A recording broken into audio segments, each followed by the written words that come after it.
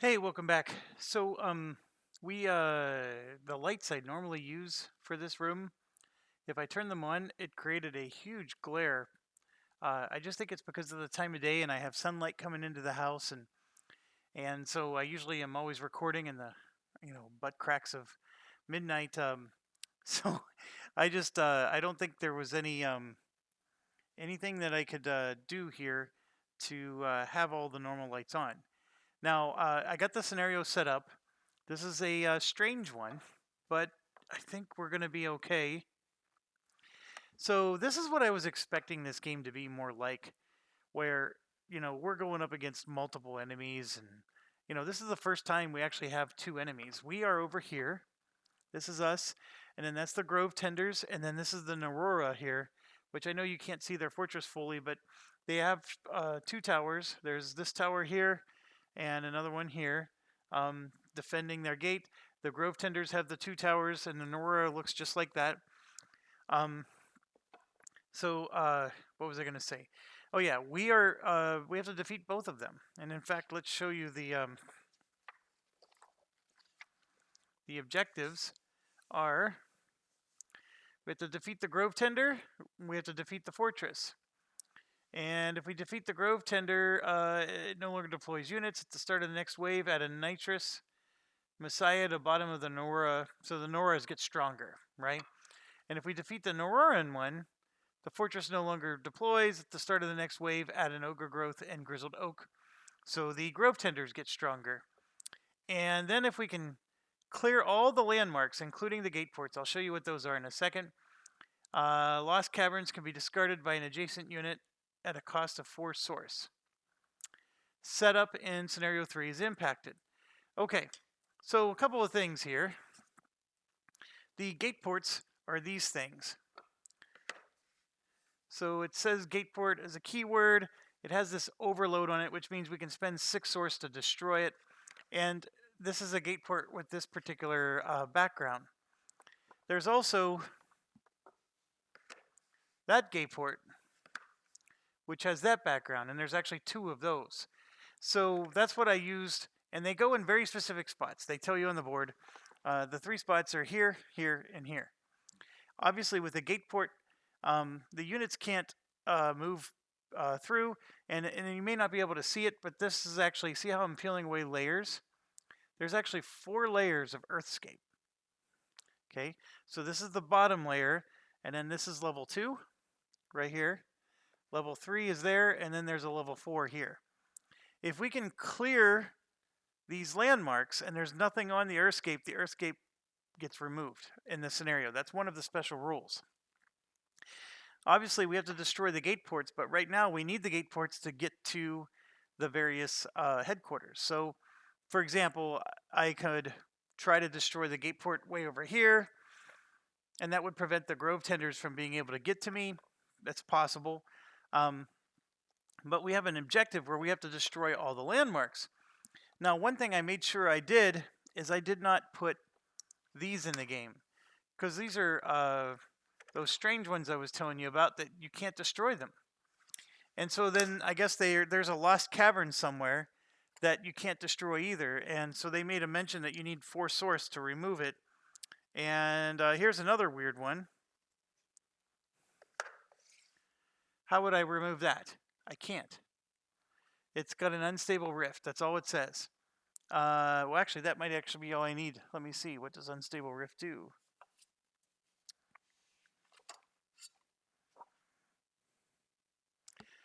Oh, when revealed, it's removed from play and all adjacent units are defeated. Haha. That's actually a really cruel one. I didn't even know that one existed. So yeah, so far all these other ones can be defeated, which is good, right? Because that's what you need if you're ever going to hope to win. And apparently this Lost Caverns must be in the game because I'm not finding it. I'm looking through all the chips. So what I would do is if you play a game and you ended up getting one of these, which are impossible to destroy, I would go with the rule in the book that says you can spend 4 source to destroy one. That's what I would do. Otherwise, it's going to break your game. You can't win. It's impossible. So play at your own risk there. Um, the other thing is okay. So now that we have multiple levels here of thing, it doesn't mean anything. So as long as the pathways are the same, the troops can move through the levels. It's just that this one happens to be woods, so we could probably move up next to it and then reveal it. So I'm going to need heroes, is what I'm getting at. Heroes to remove all these silly things, and it would be nice to have a hunter hero, which of course we don't. They don't give us this mission with a hunting hero available to us. So what else happens? So as we talked about,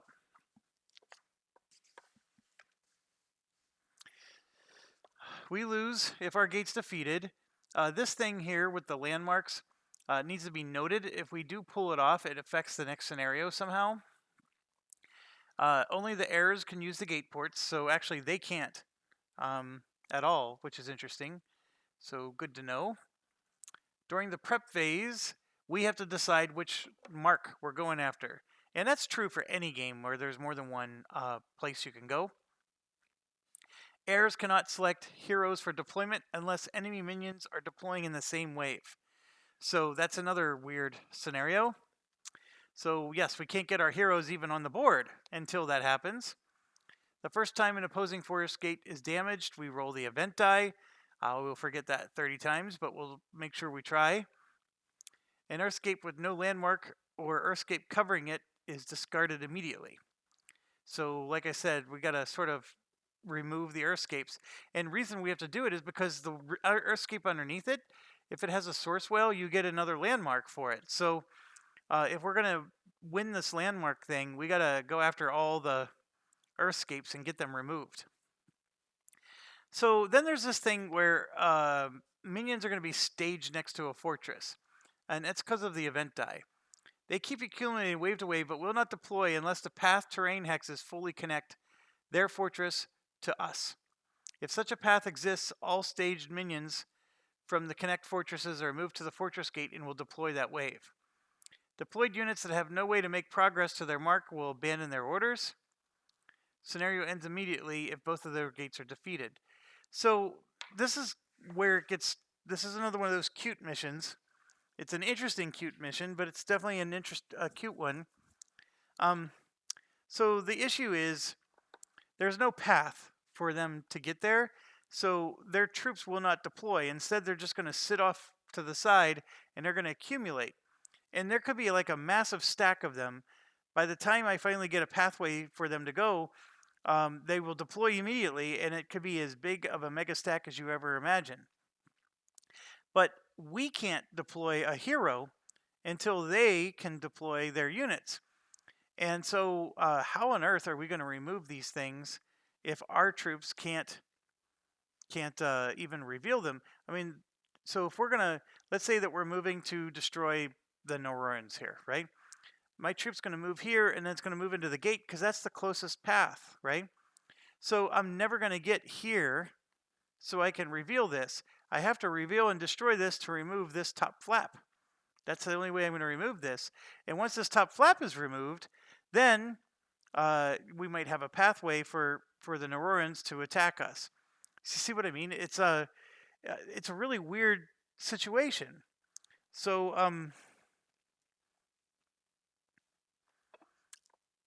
I'm not sure how excited I am about this one. I just want a mission where it's me versus several other people and we go at it until we win. I mean, why can't I just have like good old-fashioned fun?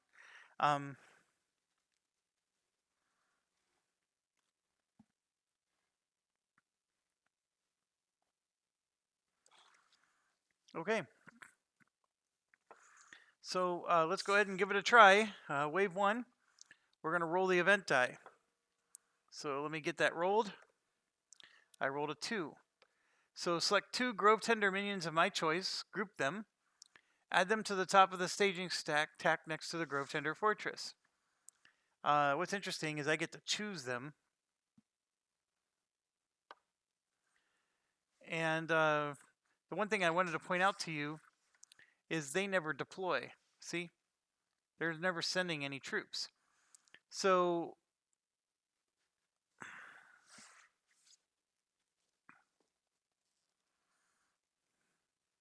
they will not deploy unless path terrain hex is fully connected to their hex at the start of the prep phase. If such a path exists, so I can't deploy any heroes until I get a path for them.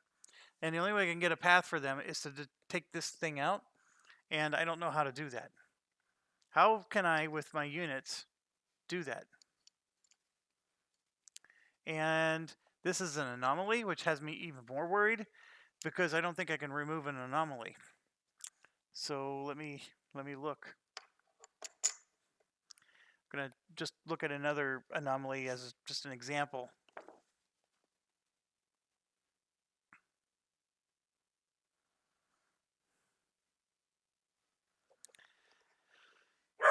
Oh, Mindy, please. Okay, I can't remove anomalies usually without a hero. So make sure anomalies are out of this scenario as well. And I'm just going to go ahead and put a swamp there. Okay, again, maybe I misread something. Maybe they're revealed? No, they're not. We cannot select heroes for deployment unless enemy minions are deploying in the same wave.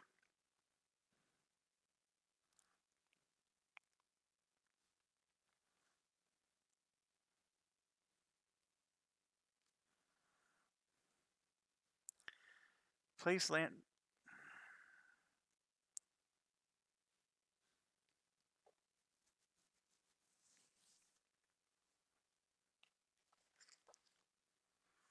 Yeah, this is very frustrating. I could play the entire game without revealing this landmark right here. It's absolutely stupid. Because since my minions don't have a path that goes near here, my minions will never explore that. It's the most stupid thing I've ever seen. What am I doing wrong? And then what's even weirder is they said that the AI has 10 source in the picture. It doesn't say anything about them spending source for anything.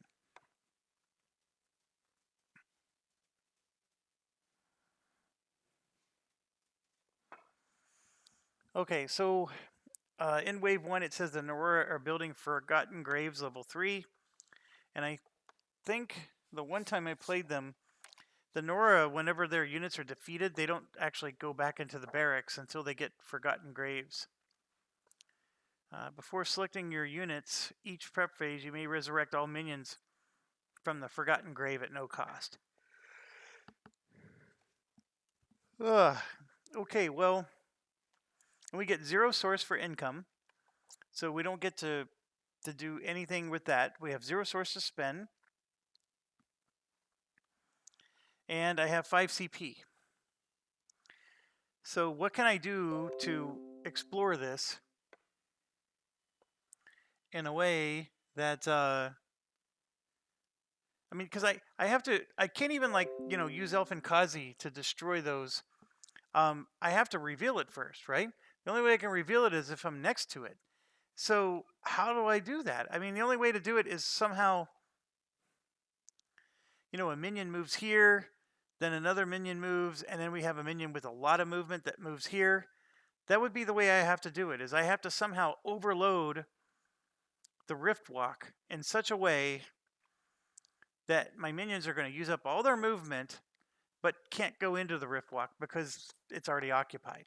That's it, folks. That's all I can do. So let's think about that. In order to do that, I would need and I'm going to, because the way the rule works with Rift Walk is if you step on here, you immediately transport. So I'm assuming that if I have a minion that moves 2, he immediately transports. Let's say I'm going after these guys first. He's going to immediately transport, and then the next guy can't step on here because there's no room to transport. So the next guy, so I only need 2 guys, one with a movement of 2 and one with a movement of 3, and that 3 movement guy will reveal both of these. I think that's a fair approach. So let's try it. That's the only way this is going to work, folks. I can't see any other solution to this. That's why I don't like scenarios like this. But let me think about this some more. Oh, I got to select the 2 grove tenders. So what's the best strategy here? We get to select anybody that gets given to them. Do we just grab some taproots? You know what? I'm going to just grab 2 warbriars. Why not? I mean, they're not that strong. They only do 1 damage. They do have impale. It says select 2 available grove timber minions of your choice, group them, and then add them to the top of the stack. So they are grouped, and we're going to add them to the top of the stack. Okay. So I'm just looking, making sure I'm not screwing up too many things here.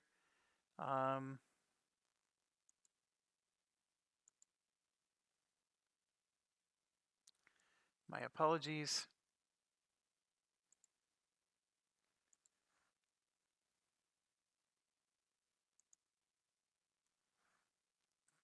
Just checking something else again.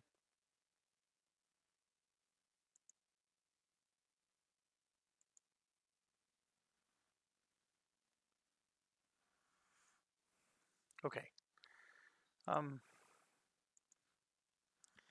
Okay, so back to this then. We have 5 CP to do exactly that. So let's look at our movement of our units. For example, this guy has 4. And let me make sure, yep, it's showing up on the camera fine.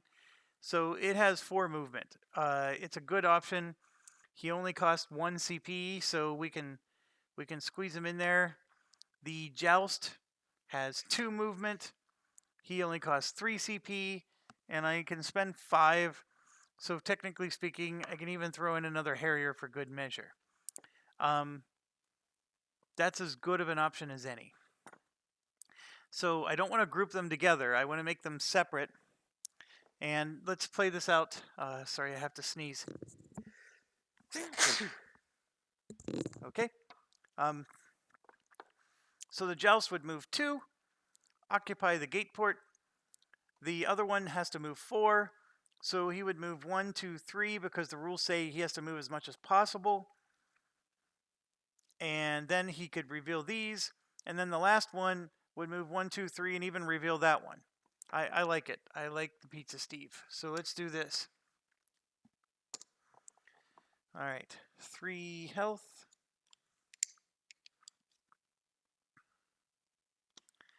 And these other guys are only going to have 2 because I have no upgrades. I have no friends. I have no upgrades. And this is a very weird scenario. Okay, so we go first because they don't have anybody to attack us. And we're going to do exactly like I said. This guy's going to move 2, instantly transport. Oh, our mark. By the way, that's what these chips are for. We have these chips here. We've never used them. It just has a picture of every unit, right? Those are mark chips. So we would use this one for us. So our mark for this turn is I'm going after the Aurora because I have never gone against them before and I have no idea what they do. So I'd rather remove them than the Grove Tenders. Okay, so here we go. Guy's going to teleport to there. And this one is going to go 1, 2, 3 like we said, and then 1, 2, 3 like we said. And then during the explore phase, we're just going to, well, there we go. There's the Lost Caverns right there. It's got the secret passage keyword, which is it may be attacked to remove its health chip. Once health is removed, any hero may move into the landmark, locate an unrevealed landmark on an adjacent aisle, and swap the 2 landmark chips. The swap does not count as part of your hero's movement. When your hero moves off this landmark, all right, yeah, and so they're saying that we have to spend 4 source to remove this. This guy is an engage, and this one is relentless. So they're not the funnest of enemies, but we at least finally have them revealed, right? And we can use an Elfin Kazi to ruin their day. So, okay. Well, before towers go, we can do quick strike. And the cool thing is this guy here is actually next to us here, right? Because we went through the gate, so we were able to reveal this anyways. So that's pretty cool. So I'm going to go ahead and use my quick strike, because otherwise this tower here has mega range, and it's going to ruin us. And then this tower has mega range, so he's going to ruin us. And so we might as well go before they kill us. So I'm going to go ahead and do my quick strike and do 2 damage to this relentless goat. And unfortunately, as you know, the relentless goat's going to keep rolling. So that's 1 damage, 2 damage, 3 damage, and that's all we needed. Our guy's dead. So now let me look at relentless, because maybe in retaliate, although he has no attack at all. So, all right. So our joust is dead. He didn't live to see too much. Now the harrier here, I would love to take out the goat. And let me just show you what the 2 look like. So the goat's what we just attacked. He's down to 1 health now. And this other guy here is the Traxier Loner. I'm going to get some nice source from these, but see, he's got the engage keyword, so I have to attack him. So the harrier is going to attack him for 1 damage. And then he's going to retaliate for 1. And then this secret passage, I would need source to be able to destroy that. I don't have any, so nothing happens. Okay, so now we go to another round, and the minions do have to keep moving. So which one's going to move first? 1, 2, 1, and unfortunately I have to do a 2, but you know what? I can do a 2 up here, because you do have to go around this way. And maybe that's the other method, folks, is right here, because this is actually not closer to the gate, because you have to go around. So you could do exactly what I just did. You know, I want to move here, but it's occupied, so I'm going to move there instead. It's a very interesting thing. And so, yeah, so now we do our quick strike. I do 1 more damage to this guy. He does 1 damage to me. This guy doesn't do anything, but we will go ahead and explore this. And now we got Toxic Secretion guy. So actually, I do get to attack that.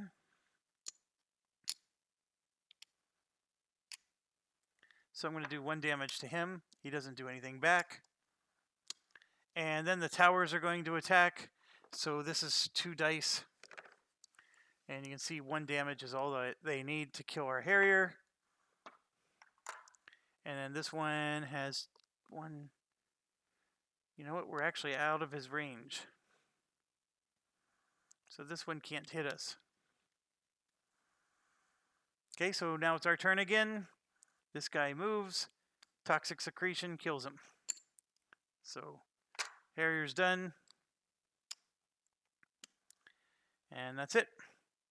Wave 1 is over.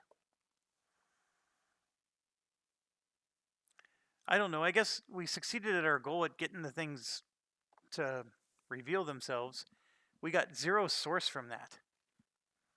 So I still can't buy Jack Diddley. I'm not happy. This is a stupid scenario. We're on wave 2 now. We get 7 CP. We rolled a 5, which says that both of them build their stack. All right, so I'm going to get a Warbriar and a Taproot and group them together. So we now have another group on their stack. And then for them, this is interesting because they have 2 sides. Like there's the conduit and then there's the medium. Ugh. I guess we're going to get their... So there's these guys. I'm going to flip them over so you can see both sides. One side's burnout, the other side's drift. Drift is incorporeal, which means they go right through you, and then they steal a source from you. So I'm not a real big fan of that. He moves 3 spaces. whereas the other one has entropy. So let's see what entropy does.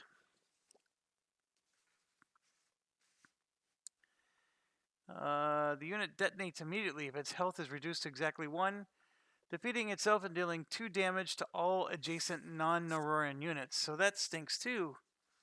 They're both not fun at parties. I'm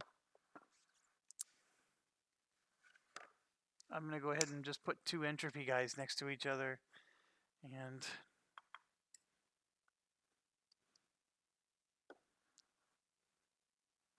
put it there. Okay, so what's next? We are now to wave 2 out of 5, and somehow or another we gotta win this. I get 7 CP this time.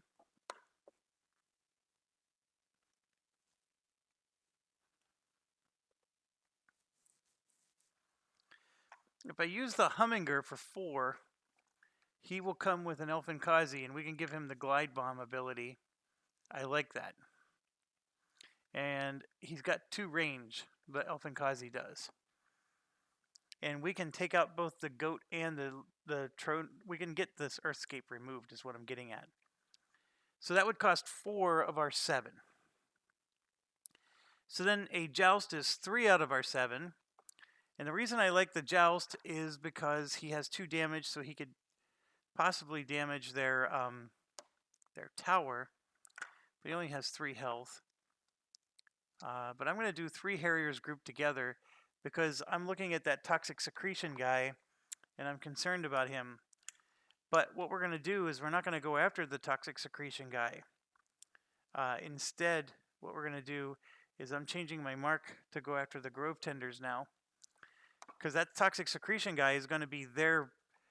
he's going to wreck their world. So I'm okay with that. So we're going to go ahead and we'll do the Harriers underneath this this Humminger. And the Humminger I'm going to give 3 health to. So the Harriers will go on the bottom. Humminger on top.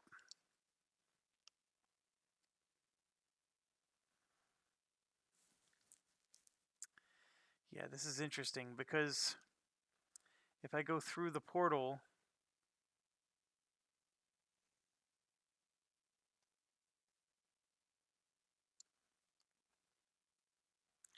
you know what? If I go through the portal, I'm going to end up here, and then my Humminger can only go to here and kill this guy.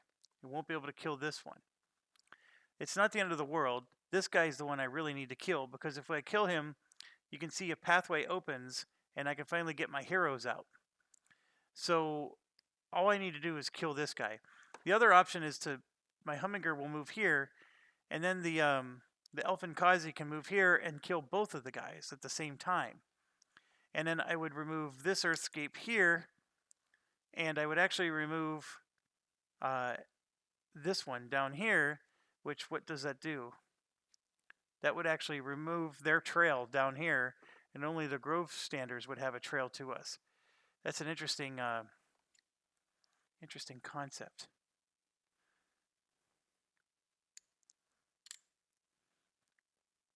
So this actually is revealed. I got to get another one out.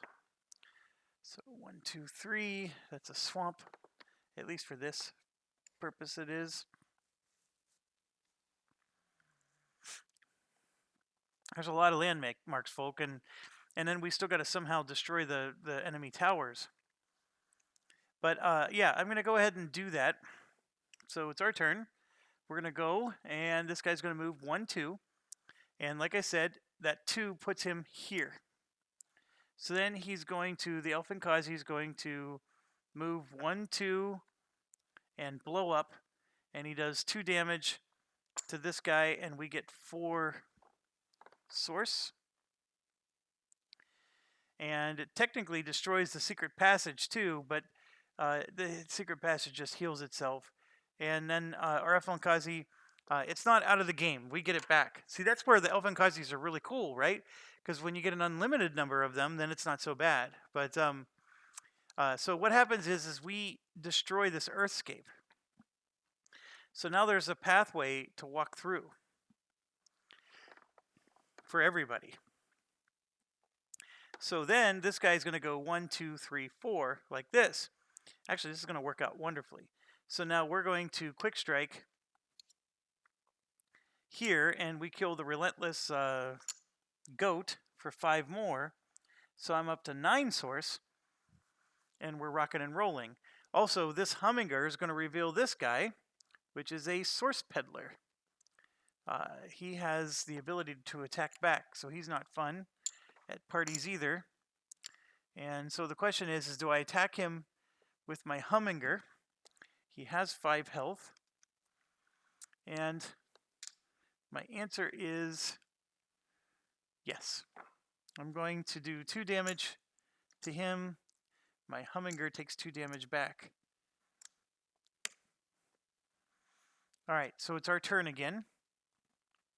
Now, question, could any of the towers get him? No, this one doesn't have enough range. That one does, but this void blocks, and there is no going along the spine. Okay, so it's our turn again. This guy's going to move 1, 2. And this one's going to move 1, 2. He doesn't have the ability to go 3, 4 because he's blocked. And first things first, we're going to explore. So we now have a toxic secretion guy out. And then the towers, this one can attack, roll 2 dice. He's probably going to die. I rolled a 1 and a blank, which would have been wonderful in other situations, but a 1 was all it took. So our Hummingbird is dead, but he did his job. Okay, so now we got the Harrier, who can do 1 damage. And so he's going to kill the toxic secretion. Well, should he?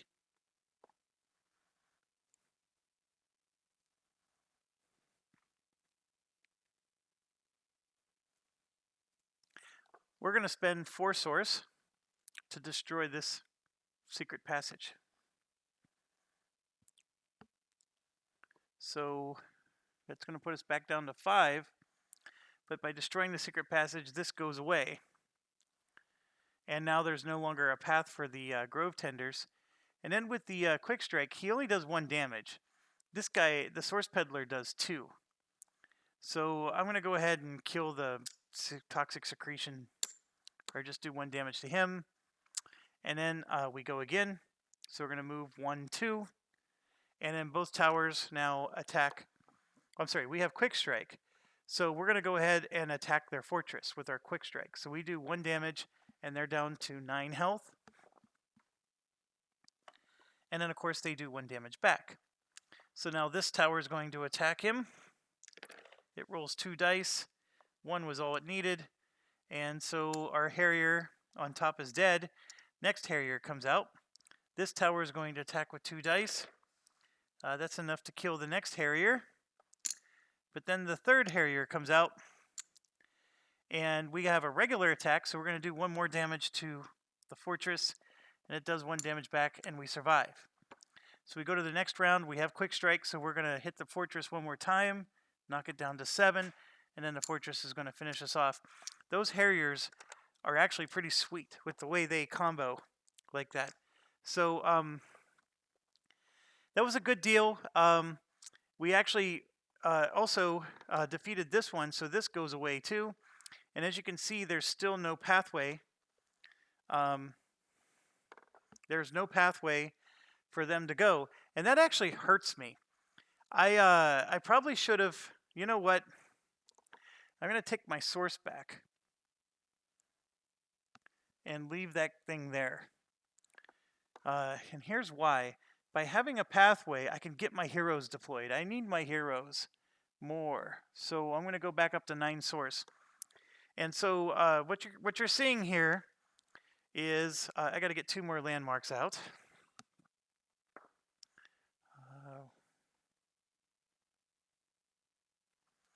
It's one of these. And another one. Okay, so what you're seeing here is These guys can't move out yet, but the Grove Tenders can. And I wanted a pathway because now that they have units that are coming out and they're going to deploy this round, like so, that means that we can deploy our heroes. That's what I was after, folks. Okay, so, oh, and I also forgot something else. Since we never had any source, I never needed to, but we got to get the market formed. Lostomir. I don't know what assist does. We'll look it up. He does 0 damage, so he doesn't sound exciting. I don't like the magic-like missile. And I was just drawing the same ones we had last time. And then whatever this blade wall is, that's actually pretty powerful. 3 attack, but no range. It could still be useful. Okay, so let's look up what assist is. The unit may gain an upgrade chip when an adjacent friendly unit defeats somebody. So he basically has to just... He gets an upgrade chip when somebody else defeats something. Alright, well I guess he has 3 upgrade pips, so he can at least get 3 attack eventually. And that 6 health is nice. He's not bad. Alright, but we only have 9 source, so what are we going to do with our 9 source? We have to be really careful here, because our upgrades are... We do have some good ones, like that one that gives us the extra command points. I still love that one. I mean, why would I not want extra command points? So I'm going to actually get that one. I don't think there's any reason not to. So what did I do with my air? Oh, here it is. Give me a second. So let's look at our situation here. The unified front is going to cost me 3, but gives me the extra command points. The extra Harrier training is always good. But again, I only have 9, so I got to be really careful. And I'm not sure about the spires. Obviously, the master training's nice, but we're actually going to get more source now because we're going to be killing some of their units. This Kazi Roost is actually now going to be interesting.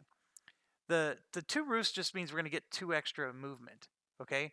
It's not that great. It just means that wherever an Elfin Kazi is, he'll get to move 2 more spaces. Which is not bad, because we were just complaining that the 2 spaces wasn't enough. But nothing to get too exciting about. Here you get +1 to roost, which... oh, I'm sorry. These 3 don't... So basically, 3 more things can have an Elfin Kazi on it, is what that says. And all 3 of those, by the way, are... It's basically saying that every one of our spires can have an Elfin Kazi on it. That's all this one is. Sorry. Second one, we get +1 movement to the Humminger. So the Humminger now has a 3 on his Elfin Kazi instead of a 2. It's okay. The 4th one is the interesting one. So now everywhere... Oh, nope, this is just your air fortress spires. Yeah, I'm not excited about those even after I was thinking I was going to be excited. But no matter what, we're going to spend this 3. So let's do that right now. I'm going to spend 3 and get the level 1 Sanctuary. Alright, so now that means we get to roll our CP die. And I got a 3. That's the best roll possible. We are in wave 3. And we still have to choose how to spend our source. So I spent 3 of my 9 source. I'm down to 6. I think I'm going to go ahead and buy that hero for 3. So that puts me down to 3 source. And then I'm just going to grab another upgrade. I'm going to grab the Harrier training for 3. So we get an extra health on all of our Harriers. And that's it. So we are now stables level 1 as well. And we got this nice little hero that we're going to deploy. I'm also going to deploy Darb, who's a 0-cost hero. We are not in wave 1, so we can actually deploy other heroes as well. And we got a +3 to our CP, and we get 9 CP total to spend. So the Wind Rush is 4. The Royal Talon is 5. Those both are flying units, and they can... there are towers on the enemy that does do air defense, but only 1 tower. So if we had a flying unit, we can go in and actually hit their fortress a little bit better. I do like the Harriers. I think they're amazing. I think the Jousts are actually pretty good too if I can get enough upgrades for them. The Humminger with his Helfenkazi is fantastic.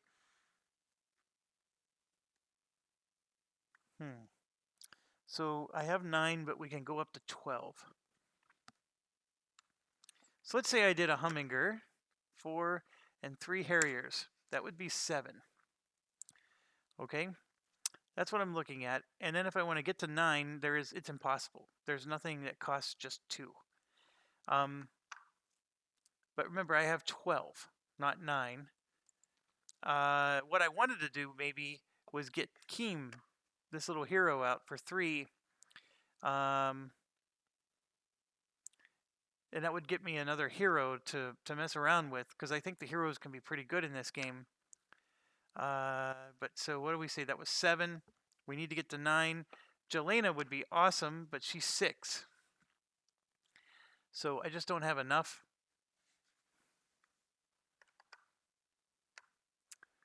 So 7. And yeah, if I wanted to do a 5, I can do that, and that would get me to 12. That's not a bad deal. So I'm going to go ahead and do that. These Harriers are going to be grouped together. The Elfenkazi guy is just great. He's really not that strong himself, but the Elfenkazi is what makes him strong, because we can wreck somebody's world. So the Humminger is going to be his own guy. And I'm actually going to group him with the Royal Talon. And the Royal Talon is going to just hide underneath the Humminger. So we're going to go ahead and do that. Although the Royal Talon with his flight ability can go after anything. I'm still going to do what I just said. The Elfenkazi goes on top of the Humminger. And then the Harriers are now going to get 3 health instead of 2. So we're going to take advantage of that. And I'm basically going to make the Harriers first. And then the heroes, this hero gets 6 health. 1, 2, 3, 4, 5, 6. And then he's just going to walk alongside Darb, who has 3 health. And when Darb upgrades, he will as well. Okay, and then I'm just going to put the heroes to the side here, but they're going to deploy last. Okay, so here we go. Obviously, the Neurorans aren't going to do anything, and I forgot to roll the event die. So one more thing. I rolled a 4, and that event is the Neurorans are going to get 2 more minions. So I'm going to grab a... So that Arcbright has a 3 range attack or a source field. Let's see, I don't know what any of these guys do. So source field. When this unit is attacked, you may spend source equal to the amount of damage dealt in order to negate all damage. And then the AI rulebook says it does not trigger. So the AI will never trigger source field, so that's fine. So we're going to go ahead and put those 2 grouped together with the entropy guy on top. So they got themselves their own little set of units ready to go, but they're not going this turn. All right, I hope this is making sense. This mission is not as bad as I originally thought. It's still a little hokey, but yeah, so here we go. We always go first. So this guy is going to move 4. 1, 2, 3, 4, and he's going to lose 2 health because of this toxic secretion nonsense. So did I want to do something different? I probably did. Yeah, I did. I'm going to put these guys on the bottom. All right, so instead what's going to happen is our Humminger is going to move 1, 2, which puts him to here, okay? Then the Elfenkazi is going to launch, and it gets to move 2 spaces. So it's going to move 1, 2 here and blow up. and he does 2 damage to everybody around him. So the Source Peddler is going to take 2 damage. The top unit here will take 2 damage. That's the Warbriar. And then what's important is this tower will take damage. And it's just going to lose 1 upgrade, but that upgrade is a huge one. And that's what I wanted. So you see how these Elfin Kazis are actually pretty awesome? So you can annoy the crap out of people by just basically suiciding. And so I wish I had more. Excuse me, we were able to really damage that tower. We damaged 3 units with 1 thing. So the Hummingbird did a fantastic job. Okay, so now these guys can move 4, and they're not going to go through the gates. They're just going to go 1, 2, 3, 4. And now what's awesome is we're going to explore this, and we got a Source Geyser and a Rogue Grizzled Oak. 1, 2, 3, 4, 5, 6. So this guy looks pretty powerful, but he drops... Oh, he gives you a free tower if you defeat him. And bear in mind, we need 6 Source to destroy these gates, so they're not fun either. Okay, so let's look up what Fountain does.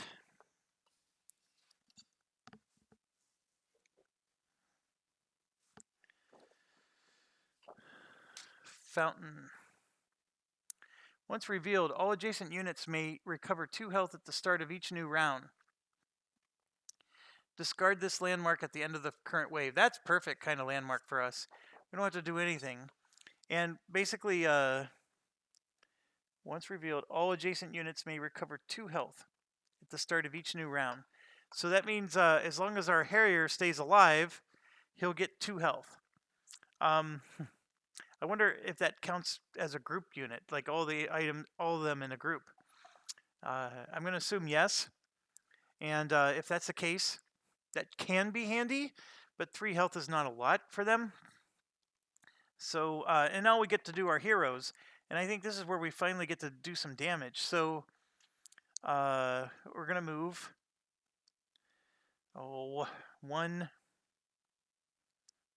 2, and then this guy moves 2 as well. So we're just going to move him 1. So we're at least in the field. Okay, so now we get to their turn, and here's what's awesome. Watch this. This Warbriar, just as a reminder, he has 3 health, does 2 movement, and impale.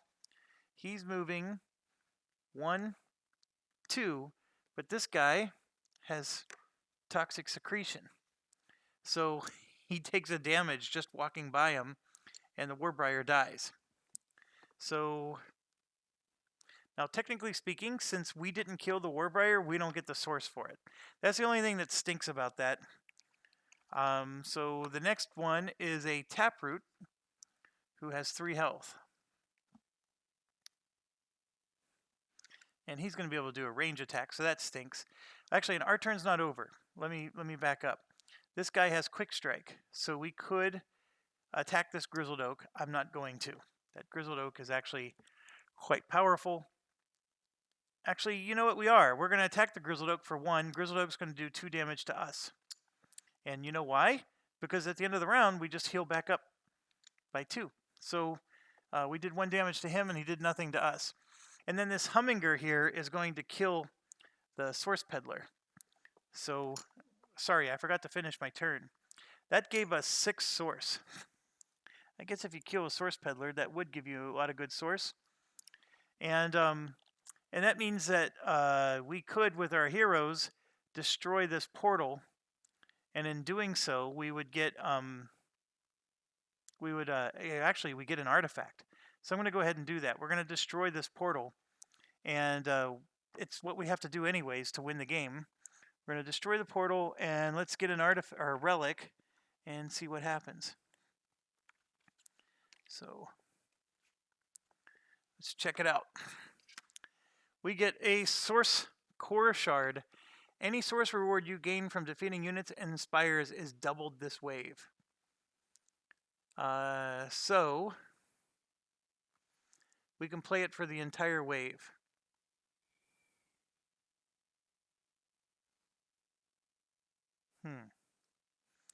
It would sort of be nice to do it. It would have been nice to have that before we defeated that guy that gave us 6 source. But do we want to do that now? I'm looking at 2, 3. They're only going to drop 4 source. I'm going to wait. We'll do it in the next wave, I think. Although it's now or never, right? We're already on wave 3. If I use it in wave 4, I won't be able to spend it until wave 5. Yeah, I'll use it immediately. I know it's not great, but we need the source now, not later. Okay, so now it's their turn. We just did their thing, as you saw. And then this Warbriar is going to come out and try to move, and he's going to make it to there. And that's it. Okay, so their turn is over. However, no, their turn's not over. This guy has a 2 range attack. He's going to attack our Hummingbird for 1 damage. I don't know why this is here. Okay, so now it's our turn. Our Hummingbird is going to go first to here. He hits Toxic Secretion, so he loses 1 health. Our Harrier is going to move, and he hits Toxic Secretion and loses 1 health. I'm just going to set it to the side because he might actually heal.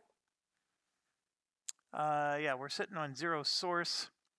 So now we have Darb here, who is not going to do real great if he attacks this Grizzled Oak. It'd be nice if we can find something a little bit easier to kill. But we're going to go ahead and move Darb up. And this guy along with Darb.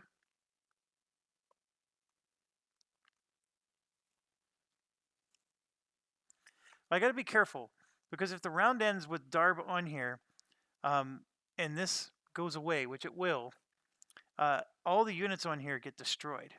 Now, this Grizzled Oak is not destroyed yet, so yeah, we're okay. All right, so now after I did all that, the Hummingbird has a choice. He's going to do 2 damage to something. If we do 2 damage to the Taproot, the problem there is the Taproot will then summon a Vine Herald. The Vine Herald will give us more source if we kill the Vine Herald. That's it's going to give us it does 2 range damage. It's only 1 source, so he's not that great.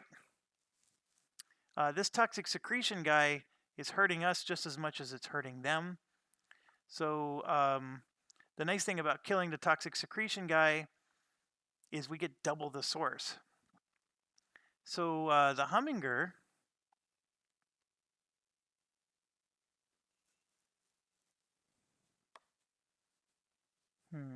we're going to attack the Toxic Secretion guy for 2 damage with the Hummingbird. Am I? Yes. Yes, I am. Okay. And then the Harrier, I did not use the Quick Strike. It's a May. I'm going to attack Toxic Secretion guy, and he gives us 4 source, which is now 8 because I played that relic. So that's awesome. We're up to 8 now.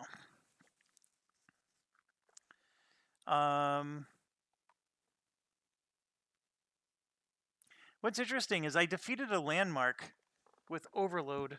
Does that mean I get to level up? Good question. If you may spend 6 source to discard it and gain its reward. All right, so that was it. You know what? You get to discard it, but you don't defeat it, I guess. So we'll leave it be. I don't think I level up for defeating a gate port. Okay, so I'm done with all my attacks. Darb, of course, could attack this Grizzled Oak, who would annihilate little poor Darby. We're not going to do that yet. Maybe later. And it's now their turn. They can't move, as you can see. And at the end of our turn, we would have taken damage. This particular thing would have attacked our Hummingbird. So I rolled a 1. So that means when the Hummingbird attacked, the Hummingbird was not able to attack anything because the Hummingbird is dead.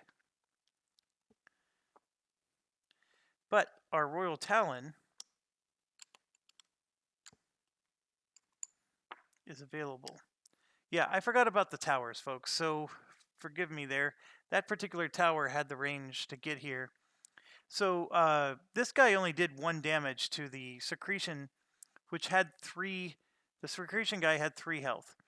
But just so you understand, this guy does 3 damage, so either way we killed it anyway. So the Harrier is going to heal back up, so now it's their turn. So as you can see, they can't move. This guy has a 2 range attack, and I'm going to have him attack my flying unit and do 1 damage, and the flying unit's going to do 3 damage back, and we're going to kill the taproot without him being able to summon anybody. So that gives us 2 source, and that's going to become 4, and now we're up to 12 source. Okay, so now it's our turn, and our flying unit is going to go. He has 2 movement, so I'm going to fly him straight in, 1, 2, like so. And this one is going to move in 1, 2, like this. And then Darb, who also has flying. What I'm concerned is we're up to 12 source already. We actually might even max out our source, but we may not. I'm going to move this way, and this guy is going to. I have to be very careful because this is going to go away. So, jeez. Yeah, I'm going to go here, and this guy's going to go there, and we got to at least explore this. So I got an engage, meaning I have to fight this thing, and it gets 6 health.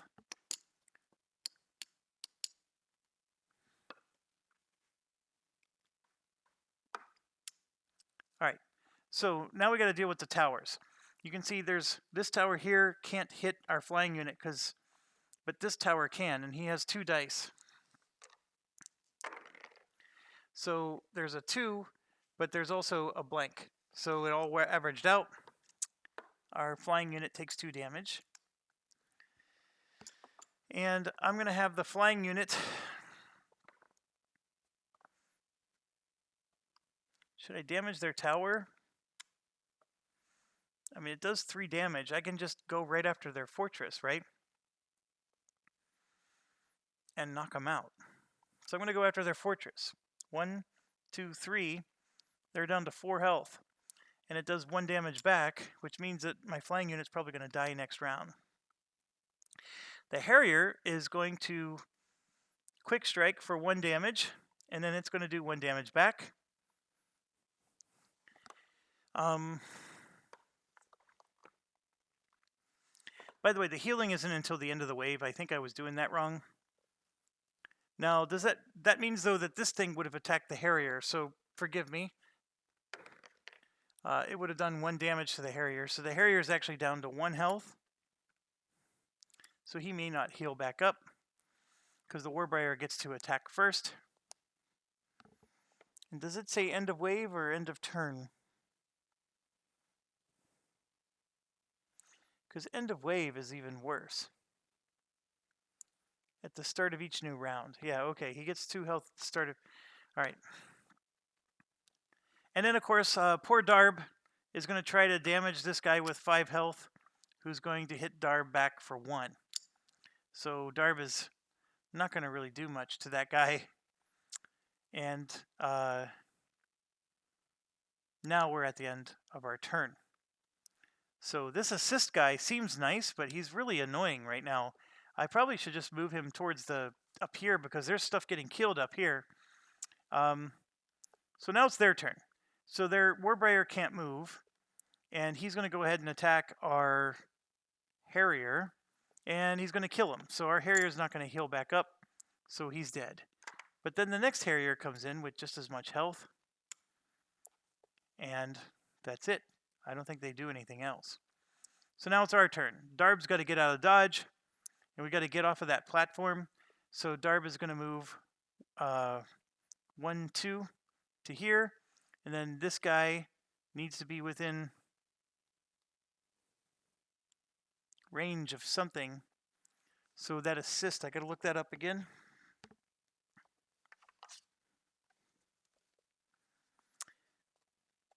When an adjacent friendly unit defeats an opposing unit. So I need like the Harrier or something to defeat him, which I think he will soon. All right, so we got Darb out of dodge. We got that guy out of the way. So now the towers are going to attack. So this tower is going to attack our Harrier and does 1 damage. Actually, he has enough range to attack our hero for 1 damage because he's going to prefer our hero over anybody. So then this air defense tower can hit the Harrier or the flying unit. We get to choose. So I can have him hit the Harrier. But first, before that, we have Quick Strike. So we're going to do 1 damage to him. He'll do 1 damage back. Now we get to decide the tower damage. I think we're going to go ahead and have him hit the Harrier. So he's going to roll 2 dice. And he did a ton of damage to our Harrier. So our Harrier's dead. But now we have 1 more Harrier still alive. And this is when I'm finally going to get my upgrade for my hero here. So we're at regular attack. This Harrier is going to go ahead and attack the Warbriar and kill it, which gives us 1 source. Multiplied by 2 is 2, so we're up to 14. And then another Warbriar is going to form underneath. But the big thing is an adjacent unit finally killed something, so this guy gets an upgrade chip. So he finally has his first attack chip. And he can do something more than just sit there. So, with that being said, I'm going to spend the 6 source to destroy this and get another relic. So 14 minus 6 is 8. And let's get another relic. And what did we get? Friendly heroes starting their turns adjacent to a source well may forego their movement in order to recover 1 health or gain 1 source.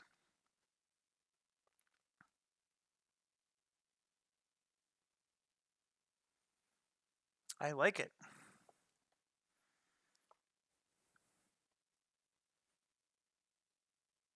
Okay, so do I want to play that right away? My answer is probably not. I'm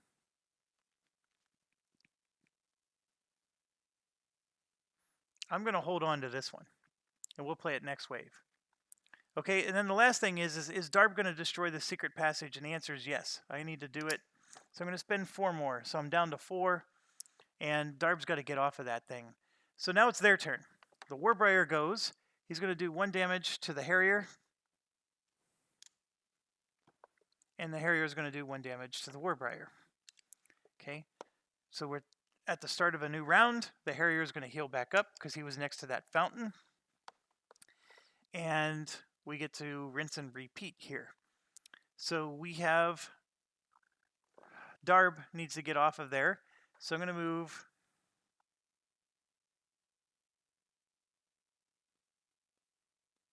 you know what? I'm going to use this source converter right now. Darb is going to move off of there, so we're next to this source well. This guy lost a Meyer. I can gain a source or I can gain a health, so I'm going to just get my health back. And that tower is going to attack Lostomir and does 1 damage, so he loses his health again. And then this tower over here is going to attack the Harrier for 2 and does 2 damage to the Harrier. And now before that would have happened, the Harrier would have done a quick strike, which does 1 damage to the Warbriar, and then the Harrier's dead. So that part, of course, is unfortunate. But then the Royal Talon is going to do 3 damage to them. So they are down to 1 on their fortress. And oh, by the way, the very first time they take fortress damage, I'm supposed to roll the event die. I screwed that up. So that means they get another stack of creatures. So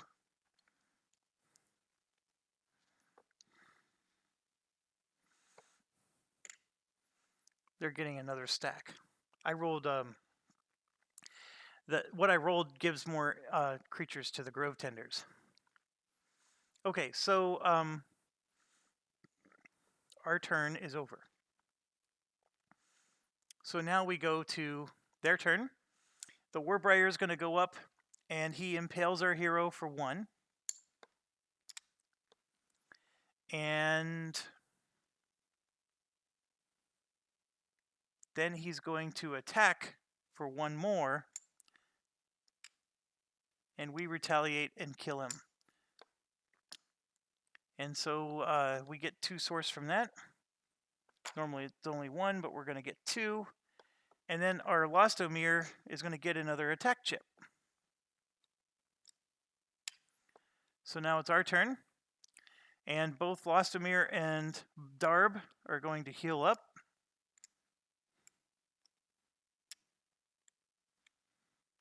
Because of the event. And then finally, this one no longer has something in range, so he's going to kill our flying unit. And he does. So our flying unit dies before they get completely destroyed. And that's going to end the round.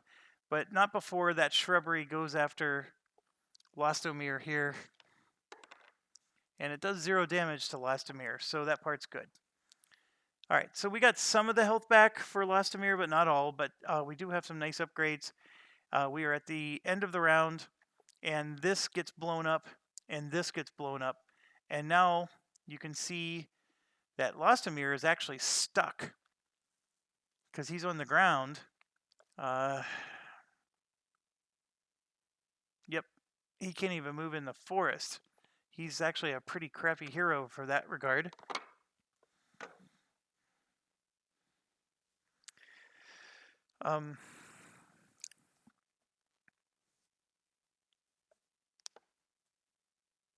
And nobody's spawning any units this turn. So they can't even... And the thing is that our units don't spawn either.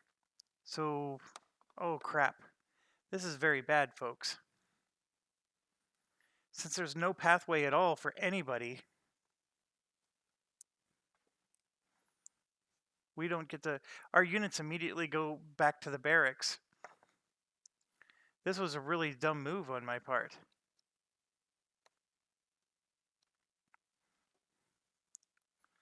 So if I would have left... I got to leave that there, folks. I have to. I can't take away that secret passage yet. So I'm going to give myself the 4 source back. If I allow the mission to go the way it was going, I would have had a whole wave where I'm deploying 11 CP worth of troop. And since there was no pathway to anybody's fortress, it would have caused all of my troops to go back to the barracks and nothing would have happened. That would have been disastrous. Okay, I'm at an hour. I'm going to just hit end, go get a drink, and I'll be back. And we'll go ahead and start wave 4, which I don't know if I'm winning this thing. This is a really weird scenario. Thanks for watching. Stay awesome.